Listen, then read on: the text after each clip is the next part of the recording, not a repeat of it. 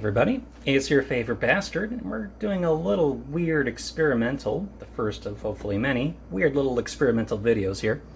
So I picked these up on a whim. These are beef pinwheels. So you have some bacon wrapped around some beef, which is wrapped around some spinach and feta. Never once cooked these before. They seemed interesting. I decided I'd give them a try. They were on sale, so why the hell not? Anyways, what I'm thinking I'm going to do with these is cook them on a high heat in a cast iron skillet, give them a good sear, and we pop them into the oven and let them finish that way. So as you can see, there's some string wrapped around them. I'm not going to touch that. I'm going to leave that string there because I'm expecting this is going to expand. We want that string to hold everything in place. One thing I forgot to mention, and I know I've mentioned this before, but see the paper towel here? It's catching any kind of excess liquid or juice that may have collected in there from the packaging. Always try to pat down your meat a little, get some of the excess water from the packaging off. It'll just help your meat cook a little more nicely. Alright, we got some butter melting with some oil in there. I tend to use a blend of both butter and oil.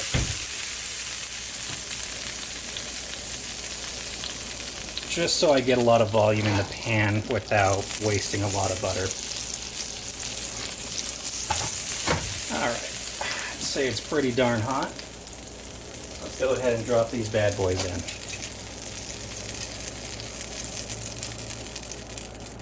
You'll see I'm using metal tongs. That's okay, because it is cast iron, not non-stick or Teflon.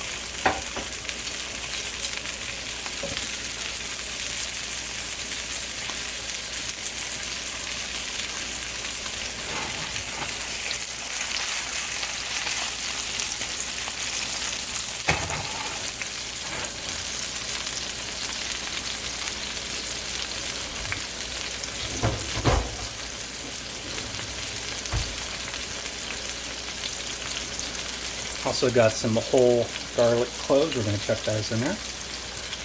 And we're going to take a spoon and just carefully spoon some hot butter and oil over these bad guys.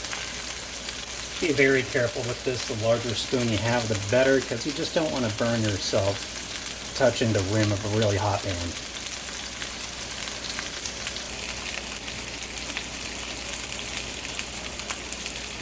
What might help you if you're having trouble getting your spoon into the oil is to tip your pan so it all goes to one side and then scoop it up.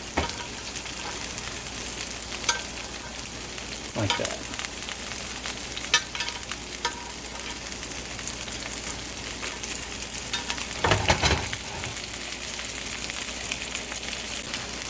Okay, and while we're getting a good sear on these guys, turn your oven on, turn it to a high heat, about 400 degrees or so, just so that's ready for when we pop those guys in. These are looking pretty great. We're going to give them maybe a minute, maybe 2 minutes on this side, and then we're going to pop them in the oven for about 5 minutes or so. Okay, so we just pulled them. Sorry I didn't show you putting them in the oven or anything like that. Well, the oven doesn't have a window on it, so you wouldn't have seen much anyways. Regardless, these guys are looking pretty darn good. Looks like we had a little bit of leakage. That was kind of expected with the cheese. But I'm going to be happy to cut into these. One quick thing I want to go over. When you're pulling your beef from the heat, and this goes for meat in general, but especially for beef, you want to give it a few minutes to cool. Let the temperature come down.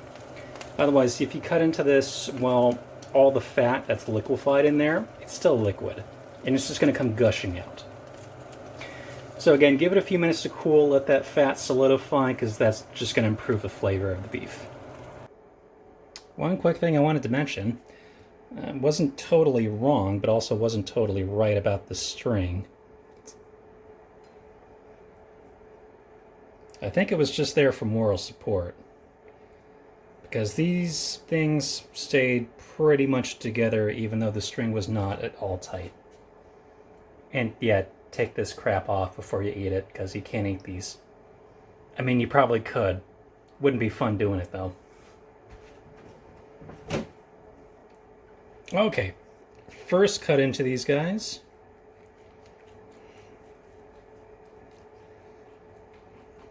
A little tough.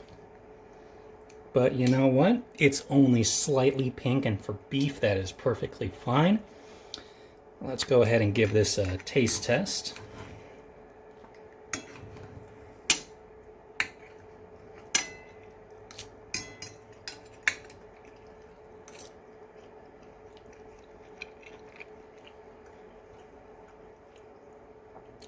It's pretty good. Nothing special, but again, for $2 a pop, you could do much worse. I'm going to call this a success. Thanks for watching.